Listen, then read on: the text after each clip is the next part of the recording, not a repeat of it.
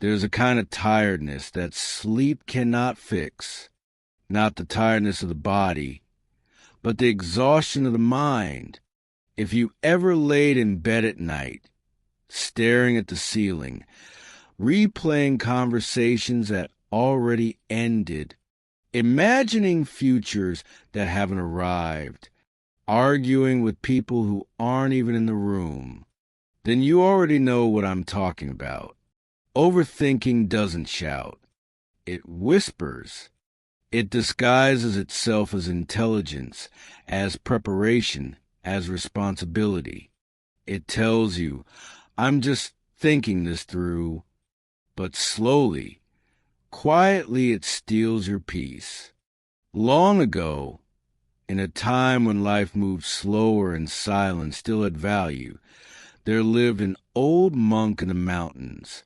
People said he carried a calm that couldn't be shaken, not because his life was easy, but because his mind was steady. Travelers would climb for days just to sit in front of him for a few minutes, not to hear miracles, not to learn secrets of wealth or power, but to understand one thing. How do I stop my mind from destroying me? One evening, a young man arrived at the monastery just before sunset. His clothes were clean, but his face was heavy. His eyes carried the look of someone who hadn't rested in years, even though he was young. He bowed and said, "My mind never stops. I think about what I said yesterday, what I should say tomorrow, what might go wrong, what already went wrong. I feel trapped inside my own head." The monk didn't answer immediately. He poured tea into 2 cups. As he poured, the tea kept flowing, even after the cup was full.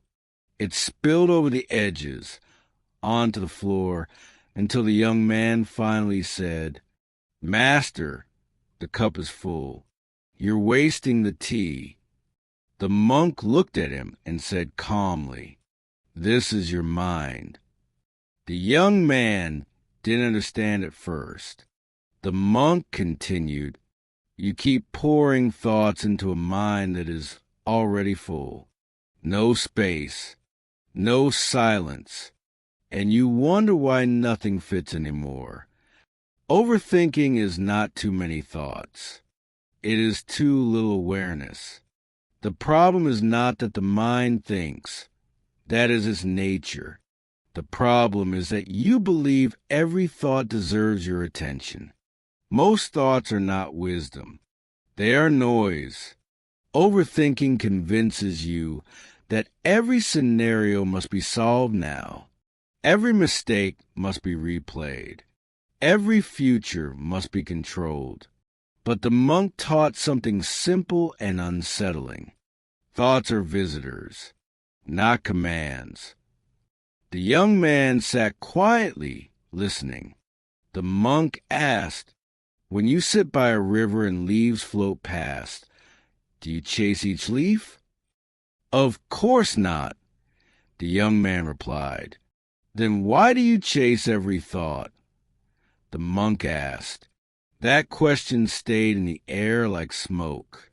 Overthinking begins when you stop observing your thoughts and start obeying them. The mind is a tool, but most people let the tool become the master. Fear hides inside overthinking. Fear of failure, fear of judgment, fear of losing control.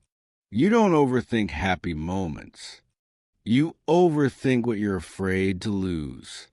The monk explained that the mind's job is to protect you, but it doesn't know when to stop. It treats imagined danger the same as real danger. A thought about embarrassment triggers the same stress as actual threat, so your body stays tense. Your breath becomes shallow. Your peace disappears. The monk taught the young man something ancient. Peace does not come from controlling thoughts. It comes from not feeding them. Every thought you argue with grows stronger. Every thought you fear gains power. Silence is not the absence of thought. It is the absence of attachment. That night, the monk asked the young man to sit alone in a small room with nothing but a candle. No meditation techniques. The monk said, no forcing silence. Just watch. At first, the young man's mind went wild. Regrets, memories, imaginary conversations, worries about the future. But slowly, something strange happened. The thoughts kept coming, but he stopped chasing them. And for the first time, he realized something shocking. He was not his thoughts. They appeared, they disappeared, and he remained. That realization changed everything. Most people think peace comes when thoughts stop, but peace actually comes when thoughts lose authority. The monk later told him, you cannot stop waves, but you can learn to stop drowning. Overthinking loses its grip when you stop demanding certainty from life. Life was never meant to be fully understood, only lived, and the mind hates that, so it keeps spinning stories, trying to predict, trying to control, trying to feel safe. But safety does not come from thinking more. It comes from trusting more. The young man stayed at the monastery for weeks, not learning more thoughts, but learning how to step back from them. He learned to pause before reacting, to breathe before believing, to notice the space between a thought and a decision. And in that space, he found freedom, because the root of overthinking is not intelligence. It is fear of uncertainty, and the cure is not answers. It is awareness. On the final morning before the young man was ready to leave, the monk walked with him along a narrow path that curved around the mountain. Mist hung low in the air. The world felt quiet, not empty but calm. The monk stopped near a small stone bridge and asked a simple question. Tell me, when does overthinking usually begin? The young man thought for a moment and replied, when I want certainty, when I want to be sure things will turn out the way I hope. The monk smiled gently. Exactly, he said. Overthinking is the mind demanding guarantees from a life that offers none. Most people believe they overthink because they care too much, but the truth is deeper. You overthink because you don't trust yourself enough to handle whatever comes. So the mind tries to control the future in advance. It rehearses pain. It predicts disaster. It builds imaginary problems and calls it preparation. But preparation without action becomes paralysis. The monk picked up a small stone from the ground and held it out. Hold this, he said. The young man took the stone. At first it feels light, the monk continued. But keep holding it for hours, days, years. What happens? It becomes unbearable, the young man answered. The stone doesn't change, the monk said calmly. Your grip does. Thoughts are the same. They are not heavy by nature. They become heavy because you refuse to let go. Overthinking is holding on to thoughts far longer than they were meant to be held. Most thoughts are meant to pass, not stay. The monk explained that the mind creates thoughts automatically, just like the heart beats automatically. But suffering begins when you identify with every thought. You say, this is me. This is my reality. This must be solved right now. But thoughts are weather, not the sky. They change. You remain. The monk taught one final practice, not as a technique, but as a way of living. When a thought appears, he said, don't ask, is this true? Ask, is this useful right now? Many thoughts are true, but still destructive.